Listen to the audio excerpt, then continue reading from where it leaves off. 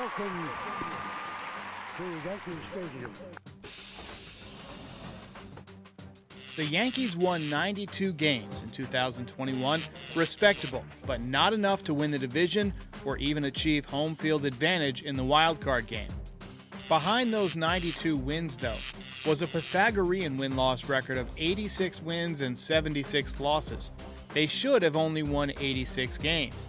If you go by the expected record for a team with their runs scored and their runs allowed, the Yankees were not a good ball club. Entering the offseason, Brian Cashman said that the shortstop and center field positions were priorities and that the Yankees were looking for some pitching as well. But what began as a robust crop of free agents in areas of need has quickly dwindled over the past few days. Meanwhile, the crosstown Mets are making headlines left and right. They acquired dynamic utility player Eduardo Escobar, Mark Canha, Starling Marte, and the silver tuna of the offseason so far, Max Scherzer. Scherzer apparently willing to set aside his dislike of New York for a Steinbrennian record $43 million per season, more than several entire Major League payrolls.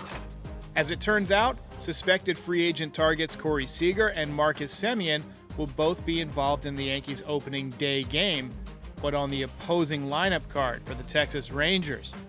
The Yankees have unloaded some dead weight, however. Tyler Wade, Clint Frazier, Rougned Odor have all moved on. Brett Gardner's option was declined, but many suspect he will re-sign later in the winter. More recently, Gary Sanchez received a contract tender for 2022, and although he could still be traded, it looks like the Yankees are going to run it back with Gary Sanchez behind the dish. Aaron Hicks has been playing winter ball in an effort to show the Yankees he can be their starting center fielder, but many golf enthusiasts suspect he'll be back on the links by the middle of June. The Yankees' plan for the winter appears to have been growing beards and practicing their hitting. But is that really enough? Bottom line, fans are anxious for improvements. But so far, the Yankees are slow-walking the offseason while being both cautious and deliberate. And things are about to get much slower with the inevitable MLB lockout looming. Some interesting targets remain. The Athletics have not traded Matt Olson. They will. Carlos Correa has not signed anywhere. He will. As a channel dedicated to the fans, I wanted to go live for the first time since the end of the season and break my self-imposed hiatus to find out directly from the fans how they are feeling about the offseason. Will the Yankees pounce? With just hours to go before the lockout begins, it's possible that news could break during this live stream. We're about to find out. Your reactions to the Yankees' cold stove next.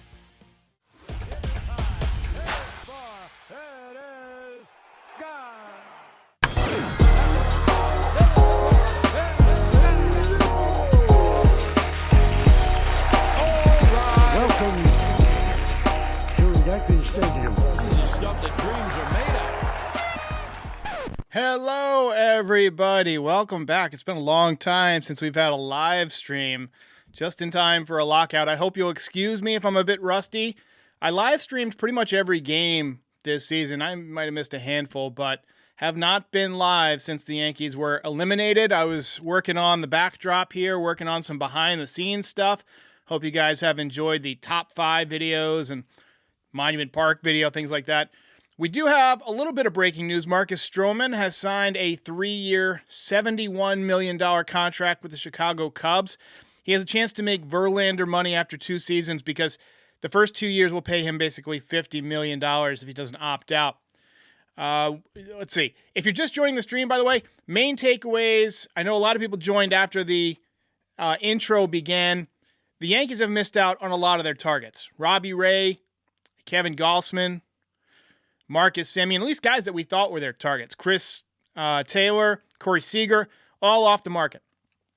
Carlos Correa, Trevor Story, Matt Olson, Cedric Mullins, Carlos Rodon, Luis Castillo, Freddie Freeman, all still available. You're hearing a lot more rumors about Freddie Freeman today. I think that's just a little bit of smoke being put out there by the Braves. That's what I think. It doesn't look like the Yankees are going to be able to upgrade at the catcher position. Barring a trade, Gary Sanchez is coming back. I don't blame fans for being restless thus far or anxious, but with the lockout looming, I don't think we have any choice other than to wait. I think it's going to be a while.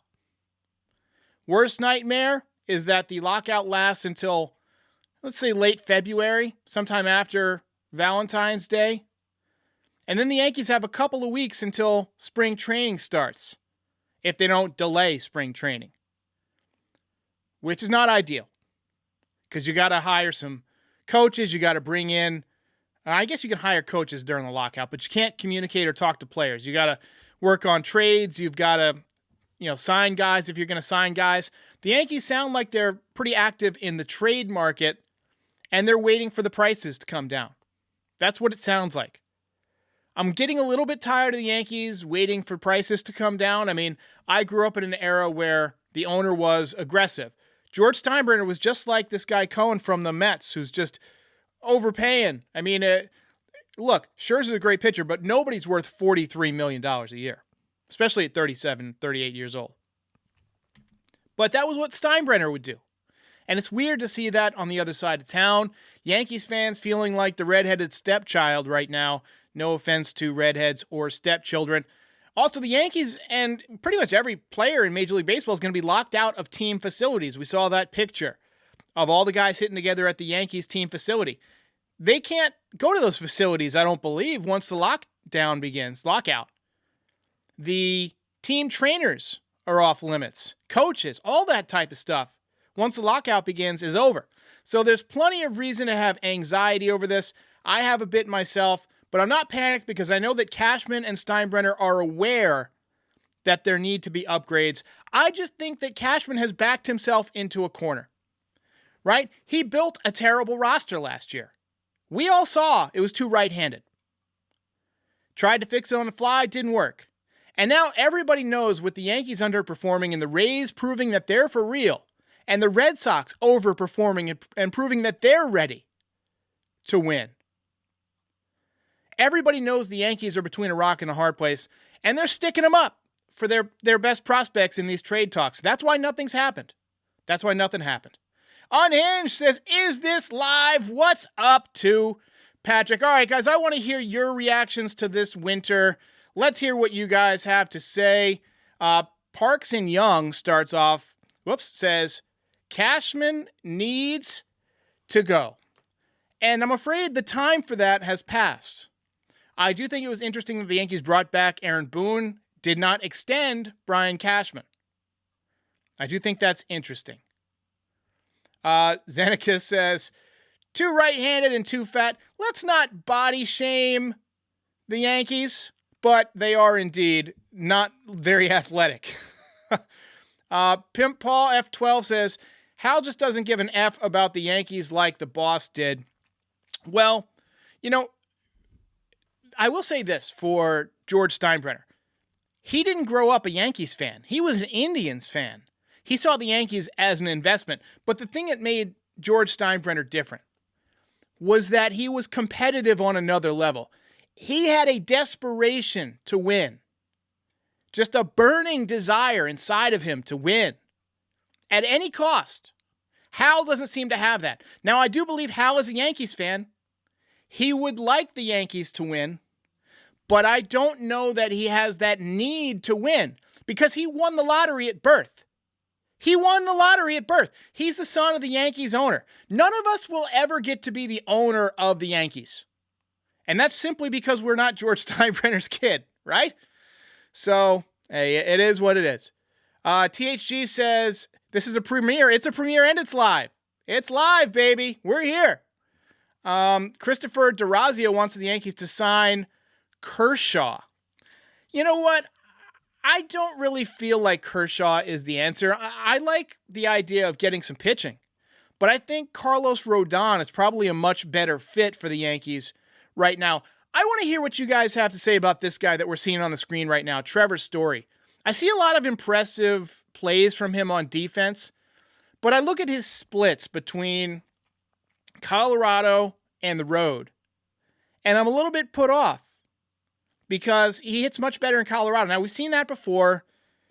Some guys will, after you leave Colorado, you adjust, and it kind of evens out. Your home numbers get worse, but your road numbers get better.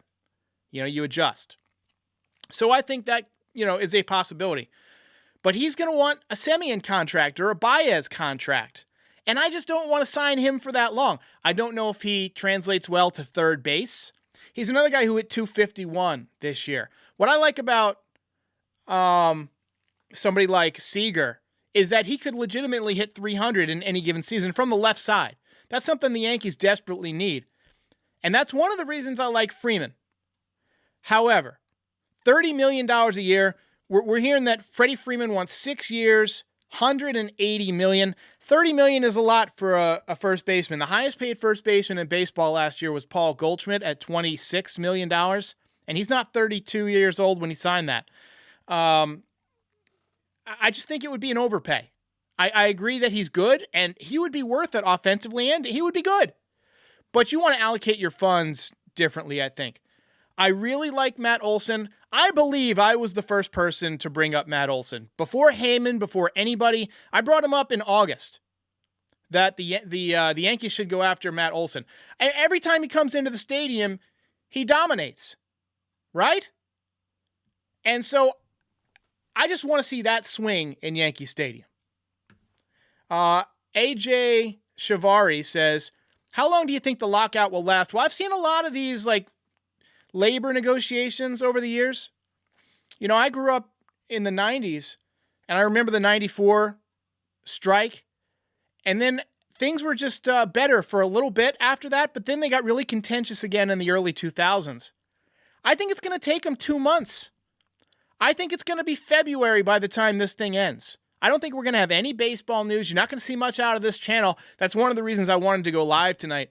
I haven't had an opportunity to go live since the end of the season, and so, it's kind of like a stand-up comedian. I used to do stand-up. You want to go on every single night, and it's tough. I've been doing all this work. I haven't been able to get live, and so I just kind of wanted to get on and kind of dust the cobwebs off a little bit. Random Shorts says, what is a lockout? So a lockout is when essentially there's no agreement between the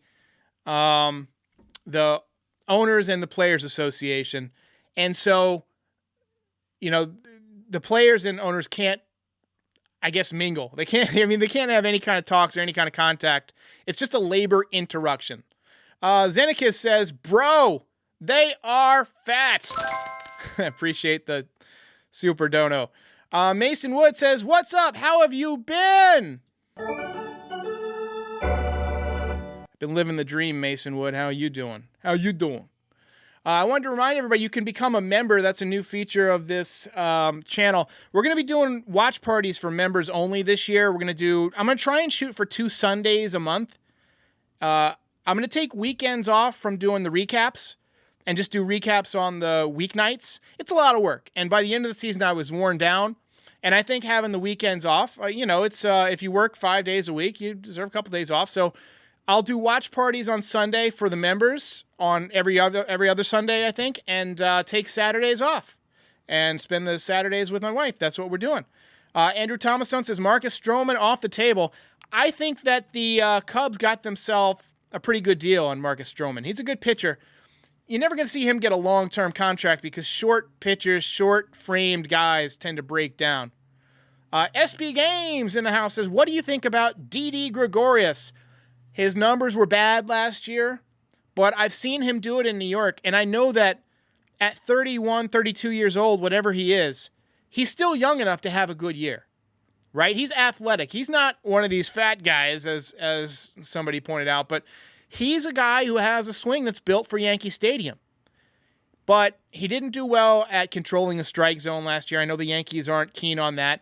He was not good defensively last year. The Yankees aren't keen on that. Jeff Delogio says, Olson is legit. 100% agree. Olson is the guy that I would go get.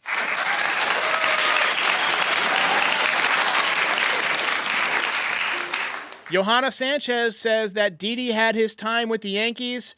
Time to move on. You know, hey, I mean, I don't blame you for thinking that, and there are days I think that too, but I've seen guys have career resurgences in their early 30s before. You know, you have a bad year, you hit the weights, you work harder, you come into camp in the best shape of your life. And we all know about Didi's clubhouse personality. The guy is a, what's the word? He's a spark plug. He's Odor, but good. Let's see. Let's see what else we got here. Packer Card says, Correa is the energy we need, but is it weird that we're trying to be the Astros? I did think that was an interesting comment. I thought it was weird when they were chasing Verlander, personally. And I think it was John Boy said that he would have felt weird, and I echo that statement, if the Yankees had Cole, Verlander, and Correa. But I think it works if you just have Correa. Let's see here. Phil D. Almeida says, I don't think the A's trade Olsen until Rizzo and Freeman sign. That way they'll have all the leverage. Yes, I agree. Good comment.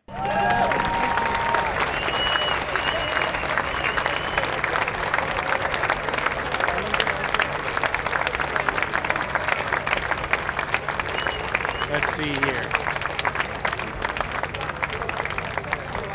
Mason Wood says, I'd be fine with Didi, Olsen, and Mullins, Edwards, or Marte.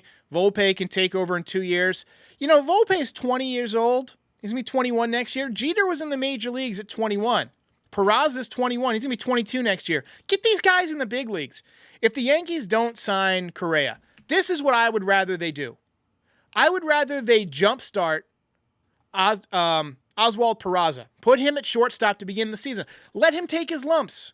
Let's see what he's got. Sometimes when you challenge a player, you bring out the best in them. You bring up this guy, and he might be a stud. And if not, you take your beating. You take your growing pains.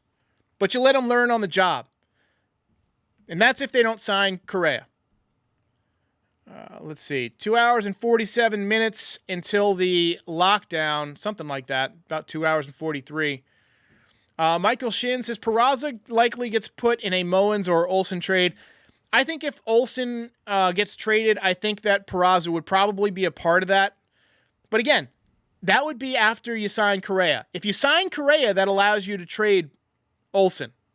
Or that allows you to trade Peraza. Sorry, I told you guys it would be a little bit rusty. Random Short says, what happened to Derek Dietrich? Same thing that's always been the case with Derek Dietrich. He just can't hit. You know? Just can't hit. Michael Shin says Judge wants to stay, probably wants $25 million a year. Yeah, I agree. I wholeheartedly agree. I think he'll be back. I think we're going to see him get back. Hirsch for real says, I would trade Dominguez for Mullins. I have trouble trading Dominguez for anybody, man. I mean, you don't get a nickname like the Martian unless you're just unreal, right? And I think he's going to be unreal. His numbers, though, didn't impress me that much this year. I get he was playing against guys that were a couple of years better than him, a couple of years older, rather. But the fact that he didn't really dominate the minor leagues kind of worries me. I mean, somebody who's not from this planet, you expect him to do a little bit better. You know, I look at a guy like Blaze Jordan, who's basically the same age, plays for the Red Sox system. He dominated, right? Christopher Durazio says Tanaka comeback. It's a possibility. I've heard that it's a possibility. I don't know the details of his contract. I heard he had kind of like an opt-out or something like that, but I haven't heard much about Tanaka, although I do miss Tanaka. Hayden McLean says he's disgusted by the malaise in the Yankees organization. We've become reactive rather than proactive. Thoughts? And he's saying hi from Great Britain. If you guys are still Great Britain, I don't know how that whole thing worked out. I got to tell you what, Hayden, I know you want to talk about the malaise in the Yankees organization, but I got to say, I've been watching the British Baking Show. My wife got me onto that, and it's getting me through my winter. Paul Hollywood's kind of a dick, though, but he's not as much of a dick as Gordon Ramsay. But still, great show. And yeah, I don't know if we can label it the Yankees malaise yet. I don't know if we can do that yet because there's still a lot of offseason to go. I mean, it is December, but when did the Yankees sign Garrett Cole? People were getting nervous about that. Are they going to actually sign Garrett Cole? Are they being cheap? Are they lowballing him? And then he ends up signing late in December, I believe. So, I mean, you just got to be patient. The lockout's definitely throwing a wrench into things. AERPX says, you're crazy, Dominguez for Owens. Why not Dominguez, Garcia, and Heel for Reynolds? That's better. I'd have trouble including Dominguez in any deal, but if you can get Brian Reynolds, I think you have to part with Jason Dominguez. Brian Reynolds is a switch hitter. He's in his mid-20s. He's going to be good for a decade. He's affordable, cheap right now. He can hit for average. He can hit for power. I mean, he's the real deal. He is absolutely the real deal. You get an applause on that one.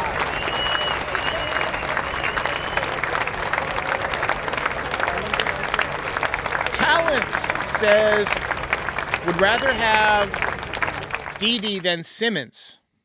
I don't want any part of Andrelton Simmons, and I get that he's a fun guy to watch on defense. He's been great defensively for his entire career. But unfortunately, the guy can't hit. He just can't hit, flat out. Full stop. Cannot hit the baseball. You've got to improve on offense. The Yankees need to improve on defense, but they've got to improve on offense too. And I just don't think Simmons moves the needle, and I just don't feel good about it. Edward Breen says, would you rather have Peraza or Cabrera for shortstop next year? I would go with Peraza and go with Cabrera as a utility guy. I think Oswaldo Cabrera is who he's talking about. I think Oswaldo Cabrera is going to end up being kind of the new Tyler Wade. But appreciate the dono there. I got to break out the dono hype. I don't have any custom donos. I've been redoing my whole system, and I lost all those. I had a massive hard drive failure, and so I lost a lot of my sounds. GLV says, would you be shocked if Peraza was the starting shortstop this season? I would not be shocked. I don't think I'd be shocked. Nope. But I do appreciate the dono. Let's see here. Trey Downing says, did they ever tender Voit? Yes, they did. They tendered Luke Voit. Voit will be here. Lori C says, Didi's washed up. Last year, he definitely looked washed up, and I agree that he didn't look good. But at 32 years old, guys, you can have a rebound year at 32. We saw Derek Jeter have a rebound year late in his career after a couple of bad years. It can happen. Mark Teixeira. Unhinged Yankee says, shout out to Derek for making the sick new intro. Shout out to you. Pat from Unhinged Yankees. Love your channel. Let's see. THG says that Hal is a bottom 5 owner in the league. Yee. Just a bit outside. I don't know. I mean, let's. The guy did sign Garrett Cole. He did sign Mark Teixeira and CC Sabathia. I want to see how the entire winter plays out before I get on Hal Steinbrenner too much. I think it's too soon to make any kind of full assessment of the Yankees offseason. It's just too soon. 161 River Avenue, Jason Surge. Got to check Jason out if you have a chance. Jason is a longtime Yankees fan like me. Grew up watching the club. Very familiar with multiple generations of the Yankees. I really enjoy his content. And he says that Dominguez only goes for Soto. I can't imagine that Soto would get traded under any circumstances. I mean, the Nationals didn't even trade Bryce Harper when they figured he was going to get when he was going to move on. Right? They didn't trade him, right? Did he get traded? I don't think he got traded. He just signed with the Phillies. I don't know. It's my brain, like, after a couple of months of the offseason, all the baseball shit just goes out of my brain. I've been watching all sorts of documentaries on ESPN Plus. I've got this ESPN Plus deal, and so I've been watching all the 30 for 30s that I missed. I just actually watched The House of Steinbrenner, which is a good baseball one, but The one on Wayne Gretzky called King's Ransom. What a fantastic. By the way, in the comments, leave me some suggestions for 30 for 30s because I'm trying to make my way through all of them. The next one I've got to watch is Two Escobars. It's a soccer one. It looks fun to me. Coltrane says tendering Sanchez is a contract is like keeping a wound untreated until it leads to blood poisoning. Ouch. Ouch, ouch, ouch. Yeah, I got to say that I was a little bit surprised that they brought him back. I feel like you got to just rip that Band-Aid off. But they couldn't get one of the other catchers. I know that they were going after Stallings. He ended up going to the Marlins. Tucker Barnhart went on the first day or second day of the offseason to the Tigers. That was a great move by the Tigers. They jumped the gun. I think they caught Brian Cashman sleeping. They got Tucker Barnhart before he was able to check in. Stone Cold says, this was the XFL. I actually remember watching the first game ever of the XFL. I'm definitely going to watch that one. That was a fun... I mean, the thing about the XFL is that the players weren't as good, right? They were essentially replacement players. And so there was a lot of drop passes, a lot of wobbly passes, but there was some cool stuff too. And then there was that guy running around with the He Hate Me jersey. That was fun. Yeah, Escobar. That's the one I'm getting ready to watch, THG. 85 Bears and 86 Mets. So I watched the one on the Mets, Once Upon a Time in Queens. It was like a multi-part series. That was great. I have not seen the one on the 85 Bears yet. I do know that the Dolphins beat the 85 Bears to keep them from going undefeated that season. That was fun. Bronx Talk. By the way, these guys have a podcast. They had me on yesterday. We had a nice little conversation. And I appreciate you guys having me on. It's live on their channel, so go check out Bronx Talk. Give them a subscription. They've got a lot of content on there. I think they got 7 episodes. And they interviewed like 161. I'm sure they'll interview other content creators. Matt Rose says Long Gone Summer was a good one. I loved that one. Also, The Deal. That's about A-Rod, the A-Wad trade. Ric Flair, 30 for 30. I have not seen that one.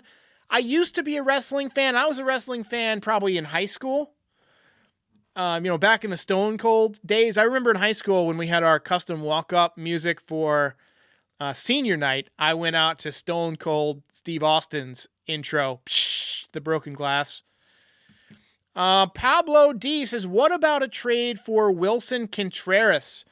So he actually posted an interesting and cryptic tweet that he was getting on a plane and going to land in a mystery spot. It was like an ellipses, like I'm flying to, who knows? And a lot of people suspected that it could be the Yankees. And I felt like it could be as well, but has not happened yet. So it just kind of makes me wonder. But I do like Wilson Contreras. I think he would be a nice upgrade from Gary Sanchez. Quinn Jacka says Hal should sell the team. Yeesh. Hasta la vista, baby. Hirsch for real says without bias 30 for 30. Yeah, that one's great. Oh, I also just watched The Last Days of Night about Bobby Knight.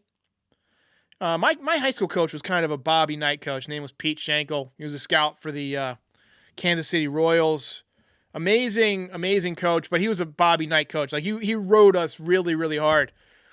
And the guy that Bobby Knight actually choked that got him fired, like he put his hands around that guy's neck. That guy actually died at 36 from a heart attack. And I was literally watching that and I was like, I could feel my heart like tensing up. I'm 38. My family has a history of heart trouble. And so like, I'm always like anxious about it, And so since I watched that 30 for 30, like 3 or 4 days ago, I've been running. I've been doing push-ups. I just did 3 sets of 15 pull-ups. I'm feeling great. I'm trying to get back into shape. BG says, really, really poor quarterback play killed the XFL. There's another one called, like, Who Killed the AFL, I think. That was a great, great episode about the American Football League. Or maybe it's AAFL. I don't remember the exact name of it, but that was a really, really fun one. Jersey 9 says, Jameson and Tyone both suck. Honestly, they're both the same person. Jameson Tyone is a single person. Ryan West says, do the Yankees get Mike Trout for Wade? So in case you missed it, Tyler Wade was traded for a player to be named later. And there's a lot of interesting players to be named later, and I think I might actually do a video on that during the month that we're going to probably have off, at least, of most interesting players to be named later of all time. There have been people who've been traded for bats and balls. There's been a player traded for a manager. There's been a player traded for an announcer. It's very, very weird. But I don't think that we're going to get Mike Trout, unfortunately. Let's see here. Sprinting Water says, Contreras is barely better than Gary, man. Yeah, better, though. Barely. Barely is still better. Lori C says, lay off the gummy worms. I have not had any gummies in a long time. I have not been eating candy. That's actually a lie. I'm lying to you right now.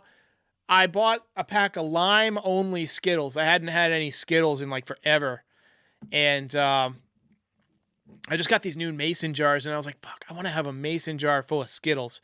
And so I bought like a big shareable thing of lime Skittles, and I've been eating them. I've just, yeah. But I have been working out more lately. I've been feeling a little bit better. Michael Brantley was a player to be named later. I want to say that David Ortiz was a player to be named later. Scott Brocious was once a player to be named later. Let's see here. PJ King says, I hope the Major League Baseball does not expand the postseason. Yeah, there's been talk of 12 to 14 teams. I think that would only give Brian Cashman less incentive to get better because they look at the postseason as a crapshoot, right? I mean, you wouldn't have predicted the Braves to win it all this year, especially not without Ronald Acuna Jr. But, I mean, that's the way it works out. It's a crapshoot sometimes. And so I think Cashman and company realize that if you get to the playoffs, you have a shot. But whatever beliefs they have, they need to reevaluate them because since 2000, this team has won one World Series. And when you're in it as many times as they've been, like in the playoffs, you figure the crapshoot would come up your way a little bit more often. John Strausser says, I heard Kevin Kiermaier is also in talks about a trade too. I can't see the Rays trading Kevin Kiermaier to the Yankees, although I do like Kevin Kiermaier. I would be comfortable starting Kevin Kiermaier. I know he's not an offensive threat, but he's another guy who also gets hurt a lot. He's had a lot of injuries in his career, but this man can play defense. I mean, he's probably the best defensive center field in baseball. So, I mean, that's something that, you got to look at. But what are the Rays going to ask? And the Rays are going to pick the Yankees' pocket for some prospect who you've never friggin' heard of, and the guy's going to go 30-30 in his first season. And that's just the way it goes. It's just the Yankees' luck. Stone Cold says, media helped kill XFL. ESPN and sports media hated Vince McMahon. Go look at the interview with Costas. Appreciate the dono. USFL, that's what it was. USFL. Both coming back. Pablo D says, Yankees open the season against the Rangers. Yeah, we mentioned that in the intro. We're going to get a fresh look at Corey Seager and Marcus Semien. Maybe Andrelton Simmons. I almost said Andrelton Simmons. He might be playing short for the Yankees. Adrian G says, do you think the Yankees are a fourth-place team right now? Yes, I do. Michael Shin says, realistic trade proposal for Olsen. I think to get Olsen, you have to give the A's at least a couple of really good prospects. I mean, you're going to have to give them some pitching. You're going to have to give them probably Luis Gil or Luis Medina for starters, right? And then you're going to have to give them somebody who can step in and play first base, probably Luke Voit. And you're probably going to have to pay all of Luke Voigt's contract. I don't know how much he's going to get from arbitration. Brian Hoke just tweeted, Yankees are among the teams bidding for superstar Freddie Freeman, but hard to find anyone who thinks he'll actually leave Atlanta, including the Yankees. Yeah, I mean, he won a World Series with Atlanta. I can't see him leaving, but that would be interesting. Deion's double play 30 for 30. That one looks good. I like Deion Sanders. He was a Yankee. And Primetime is one of the best nicknames of all time. Primetime, The Rocket, Mr. October. I want to see your best nicknames in the chat. Lori C says, hit the like button. I agree wholeheartedly. I wholeheartedly agree. Hope you guys are enjoying the new backdrop. I put that up a couple of weeks ago. I've got a curtain coming. You're not going to have the TV this season. I've got a curtain coming so I can close it off, get a little bit more sound control. I got dogs and stuff they run through, wife at the house and stuff. And I investigated actually building a wall in this room, but I didn't want to close off the room too much. So, maybe next house in a couple of years, I'll get a basement and build a proper studio. But for now, I'm just going to have to live with what we have. But I hope you guys are enjoying the new look. Carl has got the new hat. The Yankees, I forget what that's called. I'd call it a Uncle Sam hat, but it's got a specific name. It's not Stetson. It's like, I don't know, Stimpleton hat or something. I don't remember what it's called. Ryan West says that Freddie wants 6 years, 160, and apparently that's not too much. Give him 200. Yeah, sure, it's not my money. Give him 200. Mateo Greco says Dick Mountain is the best name. That's pretty good. The King. That's a good one. Deion Sanders hit a home run and scored a touchdown on the same day. That's amazing.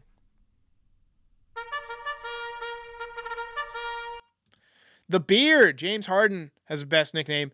I tell you what, I'm unstoppable with James Harden in NBA 2K22. I've been running a franchise with them. Will the Thrill, great nickname. Rusty, I'm not even going to repeat that. That's a good one. Cobra says Padres might get Castellanos. So the Padres are going to be aggressive too. And this is one of the reasons that I'm not concerned that much with the Rangers buying everybody essentially. The winner of the offseason is very rarely the winner of the next season. In 2009, the Yankees were the winner of the offseason, and they won the World Series. Coming in, they signed Sabathia, they signed A.J. Burnett, traded for Swisher, they signed Teixeira, they won the World Series. But last year, the Padres went crazy, and they didn't even make the playoffs. Michael Stin says Medina, along with Severino and Heel, is our future rotation. They very well could be. I'm a little bit skeptical about Medina's command and Severino's health. The Great One. And that's... Can you have a better nickname than the Great One? The Great One. That's going to be in the first line of his obituary. What a life. When I watched that 30 for 30 on Wayne Gretzky, I'm not a big hockey guy. It surprised me that he was the first person to think of skating to where the puck is going to be and trying to find open ice. To me, that's something that you would think would be intuitive. But apparently, he was the first guy to think of it. So this is how your membership emojis show up on my screen as hat. But yes, you can get custom emojis with the membership. Sorry if I just banged the microphone there. Rodney says the Machine. That's a good one. Michael Shin says Simmons is good bench depth. I wholeheartedly agree on that one. I wholeheartedly agree. I think he would be a great bench pickup, but I don't want any part of Andrelton Simmons starting at shortstop for the Yankees. LT, or Lawrence Taylor. I guess that's a good one. It has a nice ring to it, right? 2 syllables. LT. LT. Don't smoke crack. That's a good example of why we don't do so much drugs. Boomer is a good one. The Captain. A number of guys named the Captain. I also liked the Kid. There were multiple players nicknamed the Kid, Ken Griffey Jr., and a few guys before that.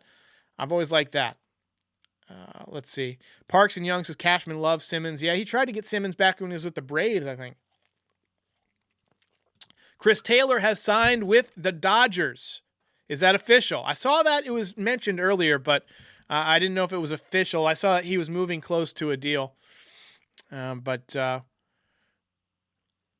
Michael Shin says Simmons a lot like Jeter, average bat, good gloves. You got it completely backwards on that. Derek Jeter had an excellent Hall of Fame bat and an average to below average glove. Derek Jeter, forget the gold gloves. Carlos Correa was right. Jeter's not a gold glover. Jeter was not, well, early on in his career, he was pretty good, but gold glove has always been kind of a popularity contest. He wasn't the best shortstop A-Rod was a better shortstop. Nomar was a better shortstop. Vizquel was a better shortstop. Jeter was probably top 7 in shortstops. Offensively, though, he was a stud. Just constant hits. Constant hits. All right, guys, I'm going to call it a night. We got a couple of hours to the deadline. I appreciate everybody joining.